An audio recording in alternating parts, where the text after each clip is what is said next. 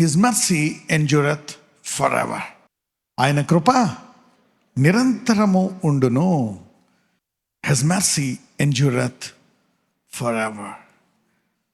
So దేవుడు విశ్వాసిని అద్భుత రీతిగానే నడిపిస్తాడు. ఎలా నడిపిస్తాడు? అద్భుత రీతిగానే. అందుకే ఎప్పుడు faith walk is always a super natural walk. అందులో చెప్పండి, విశ్వాసి నడక అద్భుతాల నడక అనండి. ఎప్పుడైనా విశ్వాసంలో నీకు ఏదైనా ప్రాబ్లం వచ్చిందా, సమస్య వచ్చిందా, న్యాచురల్గా భూలోకంలో వెంటనే ప్రభు ఒక అద్భుతం చేస్తున్నాను విడిపించు అని ప్రార్థన చేయాలి. Okay, so the super natural walk is a faith walk. దేవుడు ప్రతిరోజు ప్రతి విషయంలో మన జీవితంలో అద్భుతాలు చేయడానికి సిద్ధంగా ఉన్నాడు. నెబుకద్నెజరు దర్శనము చూసి 7 సంవత్సరాలు అతను పశువులాగా మారతాడని తెలిసి, దానికి పరిష్కారము దానియేలు ఇవ్వడం కూడా తెలిసి, అతను ఆ యొక్క రాబోయే వేదనను తప్పించుకున్నాడా? తప్పించుకోలేకపోయాడా? తప్పించుకోలేకపోయాడు. కానీ తప్పించుకునే అవకాశం ఉందా? ఉంది. అదే ఫరో యోసేపు చెప్పినప్పుడు ఏమన్నాడు? 7 సంవత్సరాలు కరువు ఉంటుంది, దీని ఉంటుంది, ఇలా ఉంటుంది పరిస్థితి అంటే ఏం చెప్పాడు? అతను తప్పించుకున్నాడా లేదా? అతను తప్పించుకున్నాడు, భూలోకం అంతటినీ తప్పించాడు. You see that now how a king can impact many people and many things in our life. So దేవుడు ఎలాగ తన ప్రజలను తప్పించాలనడానికి కళలను ఇస్తాడు, దర్శనాలను ఇస్తాడు, అనేక విషయాలు ఇస్తాడు. ఇక ఒకసారి అనుకుంటారు, ఒకసారి 2 సార్లు కాదు, అలాగా అనేక సార్లు అభిషేకం తీసుకుంటే అవిశ్వాసం అనే కాడి, ఏమైనా అడ్డులనే కాడిపోయి దేవుడు నీతో రానున్న రోజుల్లో తేటగా మాట్లాడడం నువ్వు చూస్తావు. God will talk to you. Of course అన్నిటికంటే ముఖ్యంగా ఆయన వాక్యం ద్వారా మాట్లాడతాడు, కానీ అన్ని రంగాల్లో మాట్లాడడానికి ఆయన సిద్ధంగా ఉంటాడు. సో నీకు ఏ లోటు రాకుండా దేవుడు, God will take care of you. His mercy endures forever. Esther గ్రంథం నుంచి ఈరోజు ధ్యానిద్దాం. We will meditate on Esther today. అనేక సార్లు తమ బిడ్డలు పొరపాట్లు చేసినప్పుడు, వారికి తెలియకుండానే త్రోవ తప్పిపోయినప్పుడు, వారికి తెలీదు, వాళ్ళు ఏమనుకుంటారంటే నేను చేస్తుంది కరెక్టే అనుకుంటారు, త్రోవ తప్పుతున్నారని తెలీదు. చాలాసార్లు ఏంటంటే మనము దేవుని చిత్తంలో ఉన్నామా లేదా అని కూడా చాలామందికి తెలీదు. కొంతమంది ఉద్యోగంలో ఉండి నేను దేవుని చిత్తంలో ఉన్నానా, ఏదన్నా వ్యాపారంలో ఉండి ఇందులో రాజకీయాల్లో ఉండి దేవుని చిత్తంలో ఉన్నానా లేదా అని ఎప్పుడు డౌట్ పడదు. ఏమైనా కష్టం వచ్చినా, లోపం వచ్చినా అసలు దేవుని చిత్తంలో ఉన్నానా లేదా అనుకుంటా ఉంటారు. They will always think. ఎందుకంటే శత్రువు అనేవాడు ఉన్నాడు. వాడు మన ఆనందంలో ఉన్నప్పుడు మాట్లాడతాడు, కష్టంలో ఉన్నప్పుడు మాట్లాడతాడు. ప్రతిరోజు ఏ విధంగా నేను పడద్రోయాలా అని చూస్తూ ఉంటాడు. సో ఎవరికైనా ఎప్పుడైనా డౌట్ వచ్చిందా, నేను దేవుని చిత్తంలో ఉన్నానా లేదా? నువ్వు ఆ డౌట్ వస్తేనే నువ్వు నిజమైన విశ్వాసవి. ఓకే, ఒకవేళ ఆ డౌట్ రాలేదనుకో, నీవు ఇంకా విశ్వాస యాత్ర ఆరంభించలేదు. భూలోకంలో ఈ భూలోకం అంతా చెడుతనంతో నిండి ఉంది, అవిశ్వాసంతో నిండి ఉంది. వాడు శోధించినప్పుడు ప్రతి విశ్వాసికి కూడా భయం వేస్తుంది, వేదన వస్తుంది. ఏలియా అంతటి గొప్ప ప్రవక్తే యెజబెల్ ఒక మాట అన్నప్పుడు ఆయన అడవిలోకి పారిపోయాడు. హి ran away. Okay, in this world of wickedness, the devil always releases his arrows. ఈ చెడు భూమిలో శత్రువు ఎప్పుడు ఏదో ఒక అగ్గిబాణము నీ మీద విసురుతా ఉంటాడు. ఓకే, అన్నిటిని తప్పించుకోవడము దేవుని చిత్తము, కానీ అందులో తగులుతూ ఉంటాయి, మనము పడతా ఉంటాం, మళ్ళీ లెగిస్తూ ఉంటాం, ఇంకా ముందుకు వెళ్ళిపోతూ ఉంటాం. సో ఇలాగా ఇజ్రాయేల్ అనేక సార్లు ఏమైందంటే, ఇజ్రాయేల్ ఇక్కడ దేవుని చిత్తంలో ఉంది, తర్వాత వాళ్ళు మరి పూర్తిగా ఇక దేవుని చిత్తమునకు వేరుగా వెళ్ళిపోతున్నప్పుడు దేవుడు వారిని అనేక రాజ్యాలకు బానిసలుగా అప్పగించాడు. అనేక రాజులు రావడం, తీసుకెళ్ళిపోవడం. మీరు చూస్తే మరి కానానిచ్చిన తర్వాత మరి కొత్త నిబంధన వరకు ఇలాగ ఇజ్రాయేలుల అవిధేయులుగా ఒక రాజు మరి వారిని చెరపట్టుకొని వెళ్ళిపోయినప్పుడు, ఆ తర్వాత రాజు కూడా అక్కడ ఉన్నప్పుడు అతనికి తెలియదు. యోసేపు టైంలో వాళ్ళందరూ అక్కడికి వెళ్ళిపోయినప్పుడు, యోసేపు చనిపోయిన తర్వాత అక్కడ ఉండేటువంటి ఫరో రాజుకి వాళ్ళ విషయమై తెలియదు. అలాగే ఈ రాజు వచ్చినప్పుడు అక్కడ యూదులందరూ అప్పుడే వారి మనసాక్షి వాళ్ళని ఇబ్బంది పెడుతూ ఉంటుంది. అరే, మనం ఏదో పొరపాటు చేసాం, ఈ దేవుని ఆజ్ఞలు పాటించలేదు, ఈ దేవుని ఆరాధించలేదు, అందుకే మనము ఇందులో వీళ్ళకి బానిసలు అయిపోయామని ఇప్పటికే ఆ మనసాక్షితోటి యూదులు బాధపడుతూ ఉంటారు. అటువంటి కాలంలో ఏం జరిగిందో మనం చూద్దాం. ఎస్తేర్ గ్రంథం 2వ అధ్యాయం 5 నుంచి 6 వచనాలు. Esther chapter 2 verse 5 to 6. షూషను కోటలో బెన్యామీనీయుడగు కీషునకు పుట్టిన షిమీ కుమారుడగు యాయీర్ వంశస్థుడైన మొర్దెకై అను ఒక యూదుడుండెను. బబులోను రాజైన నెబుకద్నెజరు యూదా రాజైన యెకొన్యాను పట్టుకుని పోయినప్పుడు ఇతడు యెకొన్యాతో కూడా యెరూషలేముల నుండి చెరపట్టబడిన వారిలో ఒకడు. సో నెబుకద్నెజరు మరి బబులోను రాజు వీరిని చెరపట్టుకెళ్ళిపోయినప్పుడు అందులో మొర్దెకై కూడా ఒక వ్యక్తి. మొర్దెకై కూడా అంతకుముందు కొంచెం అవిధేయతలో ఉండుండొచ్చు. దానియేలు కూడా ఇలాగే బబులోను రాజు తీసుకెళ్ళిపోయినప్పుడు అందులో ఒక బానిసగా ఉన్నాడు. తర్వాత దానియేలు తన పాపముల విషయమై పశ్చాత్తాపడి, తర్వాత తమ దేశ పాపముల విషయమై పశ్చాత్తాపడినప్పుడు దేవుడు అతని మీద అత్యధిక కృప చూపించి అతన్ని హెచ్చిస్తాడు. ఓకే, ఎంతమంది దానియేలు గ్రంథం చదివారు? You all red Daniel. ఇది కూడా ఆల్మోస్ట్ అలాంటిదే, కానీ ఇందులో వేరే విషయాలు కూడా మనము చూద్దాం. కానీ ఇక్కడ ఇతని మూలంగా చాలా గొప్ప కష్టాలు వస్తాయి ఆ దేశానికి. అతను కూడా ఒక టైంలో విశ్వాసంలో ఇవన్నీ విషయాలు మనం చూద్దాం. అక్కడ ఏం జరిగింది, ఆ రాజ్య యొక్క చరిత్ర చూద్దాం ఎలా ఆరంభించాడో. ఒక రాజు ఉంటాడు నెబుకద్నెజరు తర్వాత మరి ఆయన కుమారుడు ఎవరో ఆ కాలంలో. ఎస్తేరు గ్రంథం 1వ అధ్యాయం 1వ వచనం. అహష్వేరోషు దినములలో జరిగిన చర్యల వివరము. హిందూ దేశము మొదలుకొని కూషు దేశము వరకు 127 సంస్థానములను అహష్వేరోషు ఏలెను. 4వ వచనం కూడా చదువుదాం. 120 దేశాలు ఇతని చేతి కింద ఉన్నాయంట ఈ అహష్వేరోషు అనేటువంటి రాజు. Okay, he is the king for how many? Okay, Ahasuerus is the king for 120 provinces. 120 ప్రదేశాలు ఆయన చేతిలో ఉన్నాయి. అంత గొప్ప బలమైన రాజు. అతని కాలంలో ఏం జరిగిందో చూద్దాం. 4వ వచనం చూద్దాం. అతడు తన మహిమగల రాజ్యం యొక్క ఐశ్వర్య ప్రభావములను, తన మహత్యాతిశయ ఘనతలను అనేక దినములు అనగా 180 దినములు కనపరచెను. తన దగ్గర ఎంత డబ్బుందో, తన ఖజానాల్లో ఎన్నెన్ని విలువైన వస్తువులు ఉన్నాయో, ఓకే, ఐశ్వర్యాన్ని వేరే రాజులకు చూపించడానికి ఈ రాజుకి ఎంతకాలం పట్టిందంట? 180 దినములు. భూమి దాని సంపూర్ణత ఎవరిది?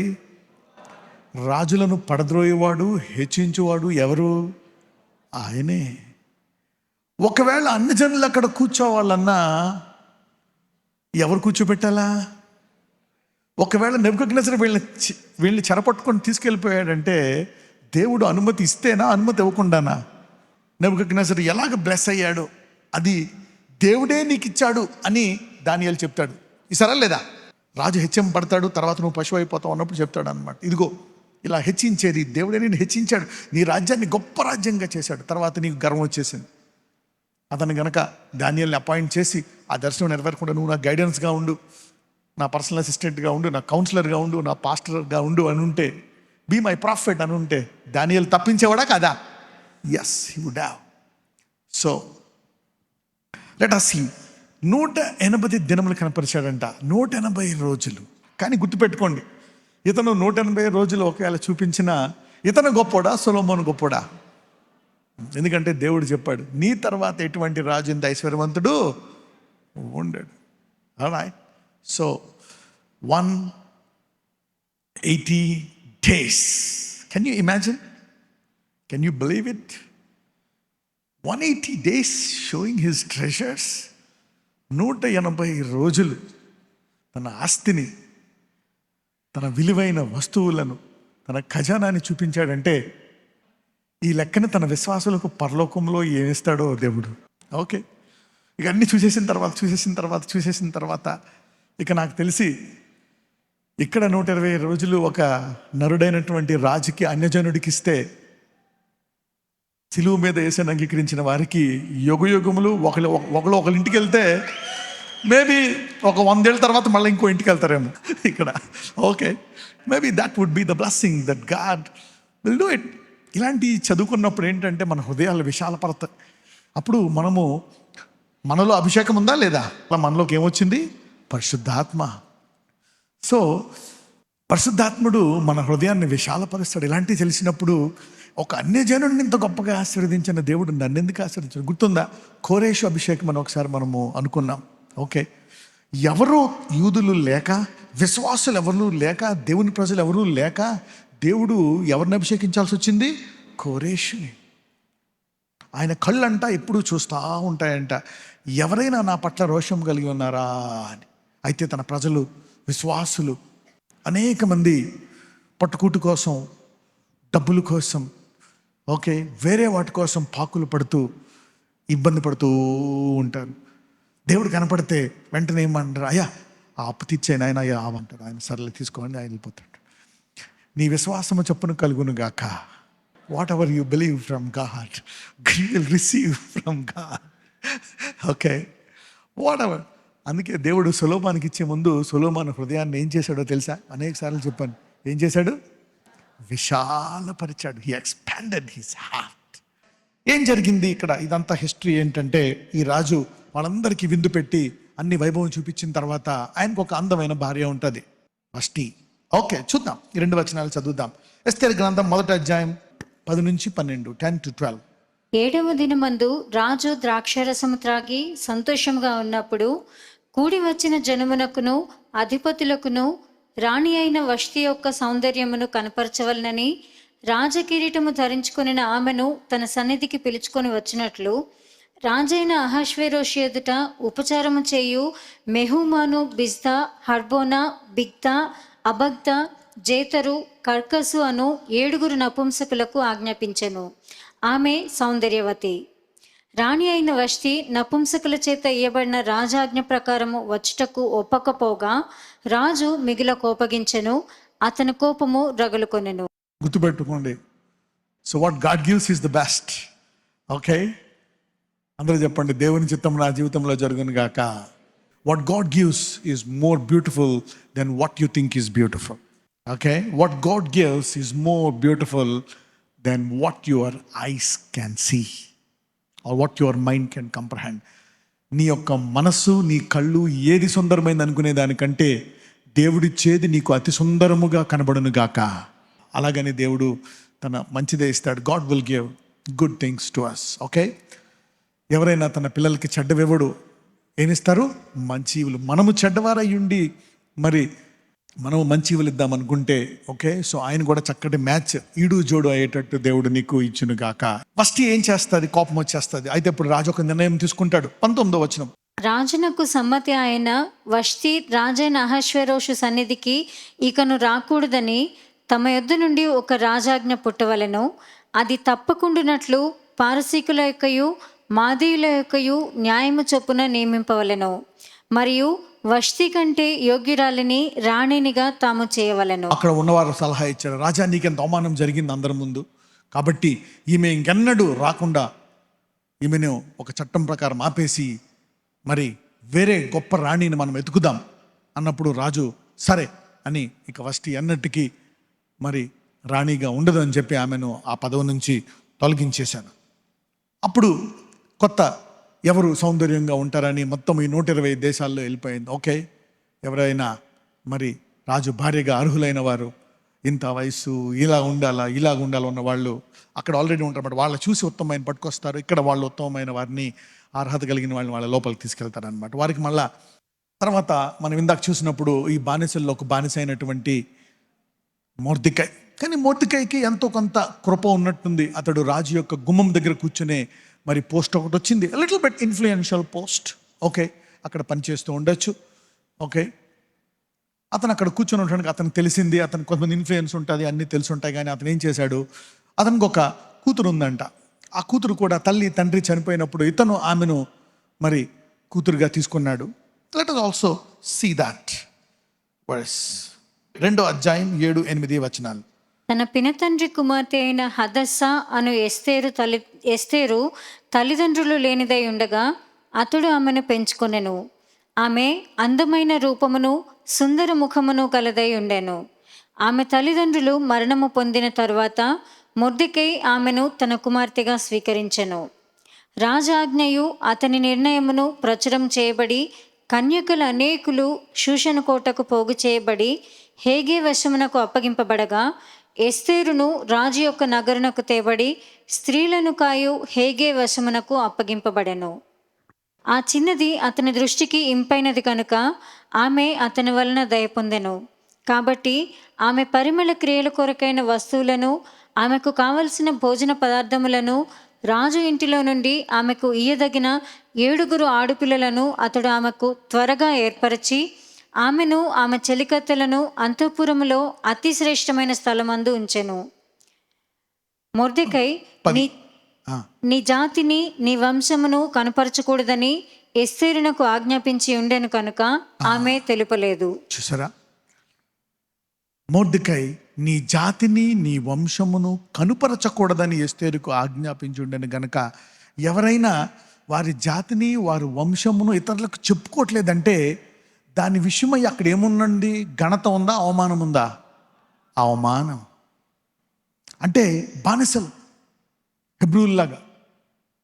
చూసారా, యోసేపు చెప్తాడు హెబ్రూల్ గురించి, మీరు ఫరోకి మీరెవరు అని చెప్పుకోవద్దు, ఓకే పల్లా అని చెప్పండి, ఎందుకంటే ఈ పని చేసేవాళ్ళు దేవుని వాళ్ళ దృష్టికి, ఐగుప్తుల దృష్టికి హేయము. సో వీళ్ళు బానిస కులమోళ్ళు, బానిస జాతోళ్ళు, బానిస దేశమోళ్ళు అనేటువంటి పేరుంది గనక నువ్వు అసలు చెప్పక. ఎందుకంటే చాలా రాజ్యాలు ఉన్నాయి, చాలా దేశస్తులు, చాలా ప్రాంతీయస్తులు ఉన్నారు అక్కడ. ఏదో ఒక ప్రాంతం అనుకుంటారు, ఓకే రాజు అంతటి మీద రాజు కాబట్టి ఆయనకు అందమైన స్త్రీ కావాలి కాబట్టి ఇది పెద్ద ప్రాముఖ్యం కాదు కాబట్టి నువ్వు దీని విషయమై చెప్పక అని చెప్పినప్పుడు ఈమె ఏం చేసింది? చెప్పలేదు. Okay right. So what happened? అయినప్పటికీ అక్కడ ఉండేటువంటి అధిపతికి అందరి ముందు అందరికంటే ఈమె ఎక్కువ బాగా నచ్చిందంట. మరి మొర్దెకై ప్రతిరోజు వెళ్ళి ఏం జరుగుతుంది ఏంటి అని చూస్తూ ఉంటాడు. అయితే మొర్దెకై కొంచెం దేవునిలో విశ్వాసం కలిగిన వాడు, భక్తి కలిగిన వాడు. చూద్దాం అది కూడా. అదే అధ్యాయము 15 నుంచి 17 వరకు చదువుదాం. మొర్దెకై తన కుమార్తెగా స్వీకరించుకొనిన తన పినతండ్రి అయిన అబీహయిలు కుమార్తెయగు ఎస్తేరు రాజునొద్దకు వెళ్ళుటకు వంతు వచ్చినప్పుడు, స్త్రీలను కాయు రాజు యొక్క షండ్రుడైన హేగే నిర్ణయించిన అలంకారము కాక ఆమె మరి ఏమీయూ కోరలేదు. ఎస్తేరును చూచిన వారికి అందరికీ ఆమె యందు దయ పుట్టెను. ఈ ప్రకారము ఎస్తేరు రాజైన అహష్వేరోషు ఏలుబడి యందు 7వ సంవత్సరమున టెబెతు అను 10వ నెలలో రాజు నగరులోనికి అతని యొద్దకు పోగా 10 నెలలు. Okay, she was trained and she was purified for 10 months. అది కూడా అందరూ ఏం కావాలితే తీసుకోండి అని చెప్తే ఈమె బేసిక్ ఏది రాజుకు మినిమం స్టాండర్డ్స్ అవి తీసుకుంది, కానీ మిగిలిన ఏమి అట్టహాసాలు ఏమి తీసుకోలేదంట. Very simple women. ఓకే, స్త్రీలందరికంటే రాజు ఎస్తేరును ప్రేమించెను, కన్యలందరికంటే ఆమె అతని వలన దయాదాక్షిణ్యములు పొందెను. అతడు రాజ్య కిరీటమును ఆమె తల మీద ఉంచి ఆమెను వష్టికి బదులుగా రాణిగా నియమించెను. She became the queen. ఆమె రాణి అయిపోయింది. అంటే ఈమె కూడా ప్రార్థించుకుంది, ప్రార్థనాపరురాలు, దేవుణ్ణి నమ్మింది. ఇతను కూడా ప్రార్థనాపరుడు, దేవుణ్ణి నమ్ముతున్నాడు. అంటే ఒక విధమైనటువంటి బానిసలుగా ఉన్నప్పుడు ఎలా ఉంటుందంటే, ఒక పొరపాటు చేసి మనము పడిపోయిన తర్వాత ఇంకా విశ్వాసం ఉంటుంది, దేవుణ్ణి వెంబడిస్తాం, కానీ ప్రతి ప్రార్థనకే ఈ ప్రార్థన ఆలకించాడా లేదా, నా మీద ఇంకా కృప ఉందా లేదా, ఇంకా కోపం ఉందా పోయిందా అనేటువంటి మనస్సాక్షితో జీవిస్తాం. This is the same thing that is going through Esther and Mordecai. మరి మొర్దెకై జీవితంలో, ఎస్తేర్ జీవితంలో, అక్కడ ఉండేటువంటి యూదులందరి జీవితంలో ఇదే నడుస్తుంది.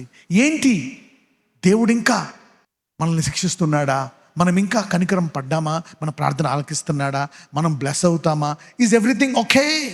ఎవరికైనా ఎప్పుడైనా పొరపాటు చేసిన తర్వాత కొన్ని రోజులు ఇటువంటి మనసాక్షి ఎవరికైనా అనిపించిందా? ఇలాగా విశ్వాసులందరికీ అనిపిస్తుంది. Every believer will face this, every believer will face this, right? So now ఇక్కడ మొర్దెకై ఏమనుకుంటాడు? దేవుడు నా ప్రార్థన ఆలకించేశాడు. ఎస్తేర్ కూడా ఏమనుకుంటుంది? దేవుడు కూడా నా ప్రార్థన ఆలకించేశాడు. యునో ఫెయిత్, ఆమెకు విశ్వాసం ఉంది కాబట్టి పూర్తిగా అలంకరణలు కోరుకోలేదు. బేసిక్ రాజుకి కావాల్సినవి ఏమి ఉండాలి, మినిమం అయితే కంపల్సరీ అవి తీసుకుంది. మిగిలిన ఆప్షన్, ఇది కూడా పెట్టుకుంటే ఇంకా బాగుంటావు, ఇది రాసుకుంటే ఇంకా తెల్లగుంటావు, అది కూడా రాసుకోవాలి. So what ever she used. ఇది అయితే బేసిక్ రాజుకి ఇది మటుకు మినిమం స్టాండర్డ్. ఓకే, సో ఆమె ఆ మినిమం అనేది ఆమె తీసుకుంది. అంటే ఆమెకు కూడా విశ్వాసం ఉంది, అంటే ఆమె కూడా దేవుని కృప నా మీద ఉండాలా అని ఆమె కూడా మొదటికే చెప్పినట్టున్నాడు. So this must have happen that. Let us see now verse 2:20. ఎస్తేరు గ్రంథం 2:20 చూద్దాం. ఎస్తేరు మొర్దెకై యొక్క పోషణమందున్నంత కాలము చేసినట్టుగానే ఇప్పుడును అతని మాటకు ఆమె లోబడుచుండెను కనుక మొర్దెకై తనకు ఆజ్ఞాపించిన ప్రకారము ఎస్తేరు తన జాతినైనను తన వంశమునైనను తెలియచేయక ఉండెను. అంటే నువ్వు ఈ జాతిరాలువా, నువ్వు రాణి అవుతావా అని ఆ దారిలోనే ఆపేస్తారేమో, లేకపోతే ఆమెను అలా చూస్తారేమో అనే ఉద్దేశంతో దాన్ని దాచిపెట్టాడు. But he has taken a risk. కొంచెం రిస్క్ తీసుకున్నాడు. ఓకే, రేపు పొద్దున్న తెలిస్తే గెంటేస్తే ఎలాగా, మీరు బానిసత్తులు రాణి అయిపోదాం అనుకుంటావా అని అంటారేమో. We don't know. మొత్తానికి ఆ ఇన్ఫీరియారిటీ కాంప్లెక్స్ తోటి అందరూ జీవిస్తున్నారు. Okay, so what has happen? ఏం జరిగింది? What has happen? అయితే ఎప్పుడైతే దేవుడు ప్రార్థన ఆలకిచ్చాడో, ఎన్ని చూశాడో, మొర్దెకైకి కొంచెం ధైర్యం వచ్చినట్టు, దేవుడు నాతో ఉన్నాడు, నా ప్రార్థన ఆలకిస్తున్నాడు, నన్ను చూసుకుంటున్నాడు అని మొర్దెకైకి దేవుని కృప మీద విశ్వాసం పెరిగింది.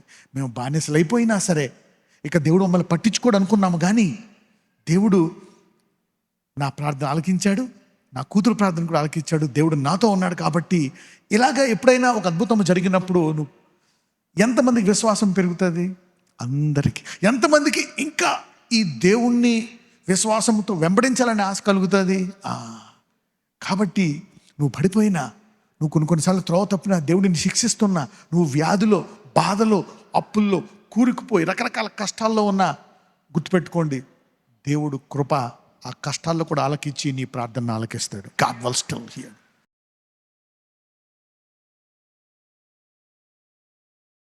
నన్ను ఎంతకాలము మొర్దెకైలాగా కొంచెం వ్యసన పడ్డాను, ఇబ్బంది పడ్డాను, కానీ నువ్వు పని చేస్తున్నావయ్యా, నన్ను తప్పకుండా విడిపిస్తావు, నన్ను తప్పకుండా స్వస్థపరుస్తావు, నా దేవుడు స్వస్థపరచువాడని నమ్ముతాను. ఎన్ని అప్పులు పోయినా నా దేవుడు జైరే అని నేను నమ్ముతాను. నాకు ఎన్ని శోధనలు వచ్చినా నా దేవుడు నాకు క్షమాన్ని ఇస్తాడు. నేను ఎన్నిసార్లు ఓడిపోయినా నా దేవుడు నాకు ఎల్లప్పుడూ విజయాన్ని ఇస్తాడని నమ్ముతాను. నాయన, నా విశ్వాసం ఇంకా గట్టిగా పట్టుకుంటాను. ఎస్, నువ్వు ఆ మరణ గోతి నుండి నన్ను తప్పిస్తావు. ఆ పూర్తిగా పతనమైపోయేటువంటి శత్రువు ప్రణాళిక నుండి, ఆ మరణకరమైన వ్యాధి నుండి నన్ను తప్పిస్తావు. ఈ వాక్యం మనకు చెప్తున్నాడంటే God is shifting our seasons. దేవుడు మన కాలములను, మన సమయములను మారుస్తున్నాడు. ఇదిగో ఇంతకాలము నీకెన్ని బాధలున్నా నన్ను పట్టుకున్నావు కదా, నా కొరకు ఇంకా రోషము కలిగి ఉన్నావు కదా, నేను చూస్తూనే ఉన్నానమ్మా, నేను చూస్తూనే ఉన్నాను సహోదరుడా. నువ్వు అనుకోవచ్చేమో, ఈ దేవుడు నా ప్రార్థన ఆలకించట్లేదా, నేను ఇంత ఘనహీనుడిని అయిపోయాను, పరువు పోయింది, ఇన్ని పోతున్నాయి, నా జీవితం ఇలా మిగిలిపోతుందా అనుకున్నాను. లేదు, దేవుడు అన్నీ లెక్క పెడుతున్నాడు. నజరేయుడైన యేసు నామమున ఈ వాక్యము నీ హృదయములో అందరిలో నెరవేరి సాక్ష్యముగా మారునుగాక.